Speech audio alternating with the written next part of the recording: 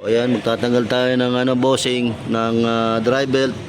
Pero si boss, nakapagpalit na si boss ng dalawang beses na tensioner. Ayan, sinabi ni bossing, dalawang beses na. So ito checkin natin, babaklasin natin yung belt para malaman natin kung ano yung problema dyan sa dalawa na yan. Ayan, checkin natin dito yung alternator, water pump, tsaka yung yung compressor, kasi napalitan na yung dito, yung tensioner. Okay, paandarin muna natin to. Kung mawala yung ingay, ibig sabihin walang problema sa engine. Okay, may ibang problema na lang dito nga hanapin natin sa mga pulley. Sige sir. Yan o, walang ingay.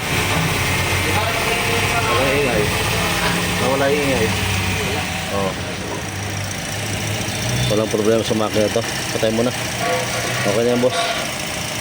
Okay, ikutin natin to isa-isa. Ayan, kung ano makita natin parang may maliit na ingay or garargal or maganit, papalitan natin yan. Kadalasan dito sa mga BIOS, water pump yan mga bossing.